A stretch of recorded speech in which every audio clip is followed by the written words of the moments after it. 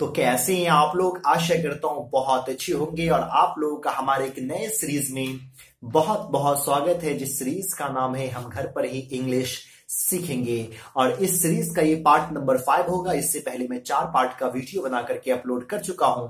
अगर वो वीडियो आप नहीं देखें तो कृपया करके प्लेलिस्ट में जाइए और सभी वीडियो को देख लीजिए, क्योंकि इस सीरीज का टारगेट ये है कि आप घर पे ही रह करके बड़ी आसानी से इंग्लिश भाषा सीख सकते हैं। तो चलिए पार्ट नंबर 5 को शुरू करते हैं, लेकिन उससे पहले आपसे एक रिक्वेस्ट है कि अगर आप हमारे चैनल पे पहली बार आए हैं तो प्लीज चैनल को सब्सक्राइब कर लीजिए और इस वीडियो को ज्यादा से ज्यादा अपने दोस्तों को शेयर कीजिए ताकि उनको भी फायदा पहुंच सके। वीडियो शुरू करने से पहले मैं आपको कुछ बातें बता दूं कि अब से हम लोग डेली वीडियो के लास्ट में वर्ड मीनिंग को भी देखेंगे। देखिए, वर्ड मीनिंग, वर्ड पावर पे कमांड होना बहुत ही जरूरी है। अगर वर्ड पावर पे आपको कमांड नहीं है तो आप इंग्लिश भाषा नहीं बोल सकते हैं, क्योंकि आप इंडिया में रह करके और खास करके बिहार में रह करके आपको इंग्लिश का वो माहौल नहीं मिलेगा, वो इन्वायरमेंट नहीं मिलेगा जो आपको आउट ऑफ कंट्री में मिलता है। तो इसलिए वर्ड पावर पे कमांड रखना बहुत ही जरूरी है, क्योंकि यहाँ वो इन्वायरमेंट नहीं है कि आप ऑटोमेटिक जो है सो वर्ड पावर पे कमांड कर लेंगे। इसलिए वर्ड मीनिंग को भी याद करते चलिए। इसलिए वीडियो के लास्ट में मैं डेली अब वर्ड मीनिंग को भी बताऊंगा और लगभग 2265 वर्ड है, जिसका इंग्लिश में आम बोलचाल भाषाओं में ही अक्सर यूज किया जाता है। तो 2265 वर्ड को हम लोग डेली देखेंगे। 20-20 वर्ड को डेली हर एक वीडियो में हम लोग समझेंगे, देखेंगे और इस तरह से वर्ड पावर पे कमांड करेंगे, क्योंकि 2265 वर्ड ही जैसे बार बार रिपीट होता रहता है। तो सब 2265 वर्ड पे हम लोग कमांड कर लेंगे ताकि इंग्लिश बोलने में आसानी हो जाए और आसानी से हम लोग इंग्लिश भाषा को बोलना सीख जाए। तो चलिए पार्ट 5 को शुरू करते हैं। और मैं आपको पहले बता चुका हूं कि हम घर पर ही इंग्लिश सीखेंगे। इसमें मैं ग्रामर आपको नहीं पढ़ाऊंगा, सिर्फ और सिर्फ मैं आपको फॉर्मूला बताऊंगा, फॉर्मूला पढ़ाऊंगा, और जिसकी मदद से आप किसी भी हिंदी सेंटेंस को इंग्लिश में ट्रांसलेट कर पाएंगे। क्योंकि आप हिंदी सेंटेंस को इंग्लिश में ट्रांसलेट कर लेते हैं तो इंग्लिश बोलने में बहुत ही आपको मदद मिल सकता है इन सब चीजों से जो है। लेकिन इंग्लिश बोलने के लिए सबसे बड़ी चीज है आपको प्रैक्टिस करना होगा।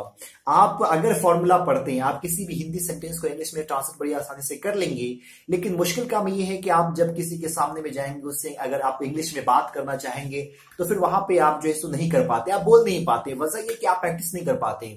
तो इसके लिए मैं आपको एडवाइस देना चाहूंगा कि आप अपने घर में जहां पे आप रहते हैं, जिस रूम में आप रहते हैं, वहां पे एक आईना लगा लीजिए और उस आईने के सामने में बैठ करके या खड़े होकर के आप इंग्लिश में खुद से बात करने की कोशिश कीजिए। अगर ऐसे करते हैं तो जरूर आपके अंदर इंप्रूवमेंट आएगा और आप किसी के भी सामने में जाकर के इंग्लिश बोलना सीख जाएंगे। और हम घर पे ही इंग्लिश सीखेंगे। अगर आप इस सीरीज का अगर पूरा वीडियो देख लेते हैं तो मैं आपको इस काबिल अवश्य बना दूंगा कि अगर आप किसी के भी सामने में जाएंगे तो आप उसके साथ आसानी से इंग्लिश में बात कर सकते हैं। तो चलिए हम लोग चलते हैं व्हाइट बोर्ड की तरफ और समझते हैं पार्ट 5 को, और इसमें हम लोग कौन से फॉर्मूले को पढ़ेंगे इसको देखते हैं। तो चलिए व्हाइट बोर्ड की तरफ बढ़ते हैं। तो चलिए पार्ट नंबर 5 को हम लोग शुरू करते हैं और समझते हैं कि पार्ट नंबर 5 यानी कि फॉर्मूला नंबर 7 में हम लोग किस तरह के सेंटेंस को इंग्लिश में ट्रांसलेट कर सकते हैं। इससे पहले मैं 6 फॉर्मूला पढ़ा चुका हूं। अगर वो वीडियो नहीं देखे तो प्ले लिस्ट में जाइए और सभी वीडियो को देख लीजिए ताकि इस फॉर्मूला को समझने में ज्यादा दिक्कत ना हो। तो चलिए फॉर्मूला है सब्जेक्ट प्लस हैज या हैव प्लस बीन प्लस बेहतरी प्लस ऑब्जेक्ट। और इस फॉर्मूले पे हम लोग किस तरह के हिंदी सेंटेंस को बनाएंगे, तो चलिए उस हिंदी सेंटेंस को भी देख लेते हैं। सेंटेंस है हम लोगों को अंग्रेजी पढ़ाया गया है, लास्ट में या है आ रहा है। और बात याद रखिएगा, वैसा सेंटेंस जिस हिंदी सेंटेंस के अंत में या है, ई है, ये है या फिर चुका है, चुकी है, चुके हैं लगा हुआ रहे, इसी सेंटेंस को हम लोग इस तरह से भी कर सकते हैं, हम लोगों को अंग्रेजी पढ़ाया जा चुका है। अगर इस तरह का किसी भी सेंटेंस में अगर लगा हुआ रहता है वर्ड, तो फिर ये समझ जाए कि उस सेंटेंस को हम लोग इस वाले फॉर्मूले पे ट्रांसलेट कर सकते हैं। लेकिन बात याद रखिएगा, ये सेंटेंस, ये सिंबल तो रहेगा, या है, ई है, ये है, चुका है, चुकी है, चुके हैं, लेकिन काम जो होता रहेगा, सेंटेंस जो रहेगा वो पैसिव रहेगा, एक्टिव नहीं बल्कि पैसिव रहेगा। और एक्टिव और पैसिव क्या होता है मैं आपको लास्ट वीडियो में भी समझा चुका था। एक्टिव मतलब होता है कि वैसा सेंटेंस जिसमें सब्जेक्ट काम खुद करता हो, उसको हम लोग एक्टिव कहते हैं। जैसे यही अगर होता हम लोग अंग्रेजी पढ़ाते हैं या हम लोग अंग्रेजी पढ़ा चुके हैं तो उसको हम लोग एक्टिव में मानते हैं। लेकिन वैसा सेंटेंस जब काम सब्जेक्ट ना करे, काम कोई और करता है, तो उसको हम लोग पैसिव कहते हैं। जैसे कि आप लोग यहाँ पे देख सकते हैं, हम लोगों को अंग्रेजी पढ़ाया गया है। यहाँ पे काम सब्जेक्ट नहीं कर रहा है, हम लोग काम नहीं कर रहे हैं, बल्कि काम करने वाला कोई और है। तो जब काम करने वाला कोई और रहेगा तो उसको हम लोग पैसिव कहते हैं। और दोनों को बताने का तरीका जो है ना वो अलग अलग है।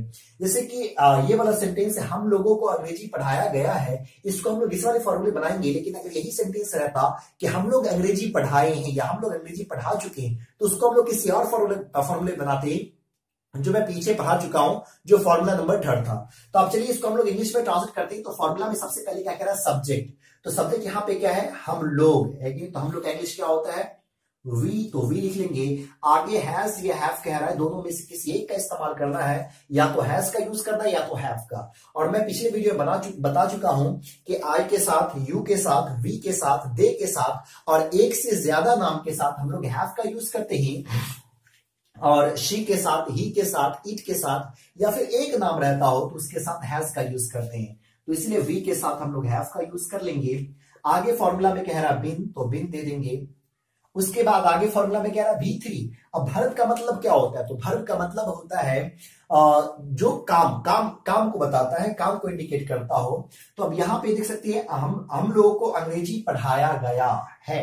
तो पढ़ाने का यहाँ पे काम हो रहा है, जो एक्शन जो हो रहा है, जो काम जो हो रहा है वो पढ़ाने का। और पढ़ाने का इंग्लिश क्या होता है, टीच होता है। और यहाँ पे हम लोग को जो यूज करना है वो V3 का इस्तेमाल करना है। और टीच का V3 टाउट होता है, इसीलिए हम लोग यहाँ पे टाउट लिख लेंगे। और आगे कह रहा ऑब्जेक्ट, मतलब काम किस पे किया गया है कि नहीं। तो अंग्रेजी पे जो वर्ड बच गया हुआ, तो इंग्लिश हम लोग लिख लेंगे। तो ये कितनी आसानी से आप इस हिंदी सेंटेंस को इंग्लिश में ट्रांसलेट कर सके। अब यहीं पे अगर ये रहता, हम लोगों को अंग्रेजी नहीं पढ़ाया गया है ना, हम लोगों को अंग्रेजी नहीं पढ़ाया गया, नेगेटिव सेंटेंस आ गया। तो अब इसको कैसे बनाएंगे, तो उसको भी हम इसी फॉर्मूला बनाएंगे बड़ी आसानी से। किस तरह से, सबसे पहले कह रहा सब्जेक्ट यहाँ पे वी के बाद हैज, ये हैव कह रहा है, तो हम लोग हैव का यूज कर लेंगे। अब देखिए नहीं आया है, एक एक्स्ट्रा वर्ड है, तो नहीं का इंग्लिश होता है नॉट, तो हम लोग नॉट यूज कर लेंगे। और बात याद रखना कि नॉट हम लोग कभी भी इस्तेमाल करते तो हेल्पिंग वर्ब के बाद है ना, हेल्पिंग वर्ब के बाद। और टोटल इंग्लिश में जो हेल्पिंग वर्ब है वो 24 है। Is, am, are, was, were, has, have, had, do, does, did, shall, should, will, would, can, could, may, might, must और to, used to, need and dare। ये 24 हेल्पिंग वर्ब है। और इसी 24 हेल्पिंग वर्ब के बाद हम लोग नॉट का इस्तेमाल कर सकते हैं। तो यहाँ पे हैव है जो हेल्पिंग वर्ब है, इसके बाद हम लोग नॉट का इस्तेमाल कर लेंगे। तो नॉट आ गया, वी हैव नॉट, आगे बीन आ जाएगा, we have not been taught English. तो इस तरह से आप उसको इंग्लिश में ट्रांसलेट कर सकते हैं। अगर यहीं पे कोई डब्ल्यूएच क्वेश्चन आ जाए, जैसे कि हम लोगों को अंग्रेजी क्यों पढ़ाया गया, या हम लोगों को अंग्रेजी कब पढ़ाया गया है कि नहीं, अगर डब्ल्यूएच वर्ड आ जाता है कि नहीं, हम लोग को अंग्रेजी कहाँ पढ़ाया गया, तो डब्ल्यूएच वर्ड आपको मालूम है कि डब्ल्यूएच वर्ड 9 होता है कि नहीं, 9 डब्ल्यूएच वर्ड होता है। जैसे कि वेन, वाई, वेयर है कि नहीं, ये सब डब्ल्यूएच वर्ड है। तो अगर यहाँ पे आ जाता है हम लोगों को कब अंग्रेजी पढ़ाया गया है, अगर इस तरह का सेंटेंस आता है, तो बात याद रखिएगा कि किसी भी अगर सेंटेंस में डब्ल्यूएच वर्ड आता है तो उसको हम लोग सेंटेंस में सबसे पहले लिखते हैं। जैसे कि अगर यहाँ पे हम लोगों को कब अंग्रेजी पढ़ाया गया, हम लोगों को अंग्रेजी कब पढ़ाया गया है ना, कब, यहाँ पे अब आ जाता है कब, हम लोगों को अंग्रेजी कब पढ़ाया गया। तो बड़ा ही सिंपल तरीका है, अगर इसको बनाएंगे तो बात ये है, रूल्स ये है कि अगर किसी भी सेंटेंस में डब्ल्यूएच वर्ड आता हो, और डब्ल्यूएच वर्ड मैं टोटल बता चुका हूं 9 होता है, when, where, which, what, how, whom, whose है कि नहीं, ये how, ये सब डब्ल्यूएच वर्ड है। तो उसको हम लोग क्या करेंगे, सेंटेंस से पहले लिखेंगे। तो when का इंग्लिश, कब का इंग्लिश आप लोग को मालूम है कि when होता है, तो when सबसे पहले लिख लेंगे। अब जैसे डब्ल्यूएच वर्ड आता है, तो डब्ल्यूएच वर्ड का रूल्स ये है कि किसी भी सेंटेंस में अगर डब्ल्यूएच वर्ड आता है तो उसके जस्ट बाद हेल्पिंग वर्ब का इस्तेमाल करना होता है। तो इस सेंटेंस में हेल्पिंग वर्ब क्या है, हैज, ये हैव, और हम लोग है तो हम लोग के साथ हैव का यूज होता है, इसलिए हम लोग हैव को पहले लिखेंगे। उसके बाद हम लोग क्या लिखेंगे, सब्जेक्ट, और उसका जो फॉर्मूला में कह रहा बिन, तो बिन का और V3 टाउट, तो टाउट आ जाएगा। और इंग्लिश है लास्ट में ऑब्जेक्ट, तो इंग्लिश लिख लेंगे, और लास्ट में question marks. When have we been taught English? इस तरह से इस हिंदी सेंटेंस को हम लोग इंग्लिश में ट्रांसलेट कर पाएंगे। तो आप लोग देखें किस तरह से हिंदी सेंटेंस का बड़ी आसानी से इस फॉर्मूले की मदद से इंग्लिश में ट्रांसलेट कर पा रहे हैं। देखिए मैं बार बार कह रहा हूं, यहां से आपको मदद मिल जाएगा, और जो भी हिंदी सेंटेंस है उसको आप बड़ी आसानी से इंग्लिश में ट्रांसलेट कर सकते हैं। लेकिन बोलने की दिक्कत ये हो जाती है कि उसके लिए प्रैक्टिस चाहिए। तो आपको प्रैक्टिस तो हर हाल में करना ही होगा। तो जितना ज्यादा हो सके अपने दोस्तों के साथ हो या आपस में हो, खुद में जो है ना सो इंग्लिश में बातें क्या कीजिए, इंग्लिश में टॉक करने की कोशिश क्या कीजिए। इससे जो है ना सो आप अवश्य इंग्लिश स्पीकर बन जाएंगे। चलिए एक और एग्जाम्पल हम लोग देखते हैं इस फॉर्मूले पे जो है। अब यहाँ पे एक एग्जांपल देख सकते हैं, मुझे ठगा गया है कि नहीं, मुझे ठगा गया है। अब इसको हम लोग कैसे बनाएंगे, तो बहुत ही सिंपल है। सबसे पहले फॉर्मूला में सब्जेक्ट कह रहा था तो सब्जेक्ट लिख लेंगे आई, उसके बाद आई के साथ आपको मालूम है हैव का यूज होता है, तो आई है। फॉर्मूला में आगे बिन था तो बिन का यूज कर लेंगे, आई हैव बिन। अब ठगना का इंग्लिश क्या होता है, तो चीट होता है, तो हम लोग इसका V3 यूज कर लेंगे तो चीटेड हो जाएगा, आई हैव बीन चीटेड। तो इस तरह से आप हिंदी सेंटेंस को इंग्लिश में ट्रांसलेट कर सकते हैं। ये फॉर्मूला नंबर 7 था और आज की वीडियो में मैं एक ही फॉर्मूला बता रहा हूं। अब चलिए हम लोग आज कुछ वर्ड मीनिंग को देख लेते हैं जो सबसे ज्यादा इस्तेमाल किया जाता है। आज उस 20 वर्ड को हम लोग देखेंगे और इस तरह से पूरे 2265 वर्ड को जो डेली हम लोग देखेंगे और समझेंगे, डेली 20 वर्ड को जो देखेंगे। चलिए हम चलते हैं मोबाइल स्क्रीन पे और देखते हैं उस 20 वर्ड को जो सबसे ज्यादा इस्तेमाल किया जाता है। तो चलिए हम लोग जो है ना सो पूरे जो 2000 वर्ड है, 2265 वर्ड जो है उसको हम लोग समझ लेते हैं, जान लेते हैं। और बात याद रखिएगा कि 2265 वर्ड इसी वर्ड का बार बार रिपीट होता रहता है।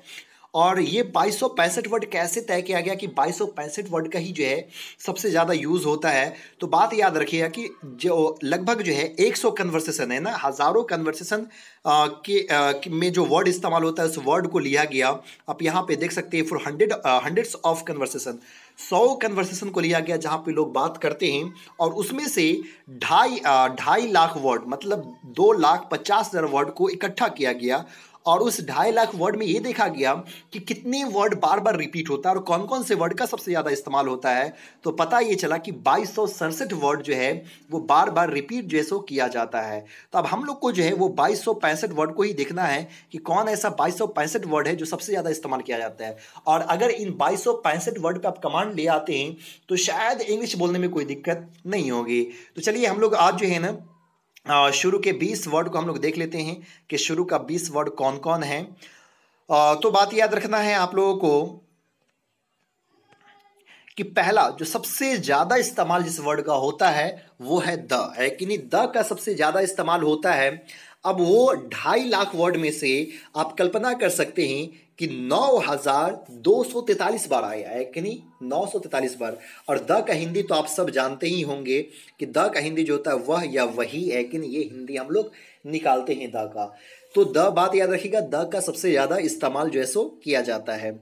दूसरे नंबर पे है ऑफ, है कि नहीं। ऑफ का दूसरे नंबर पे सबसे ज्यादा इस्तेमाल किया जाता है। और ऑफ का जो है जब वो 2.5 लाख वर्ड में 5,220 बार जो है सो आया है।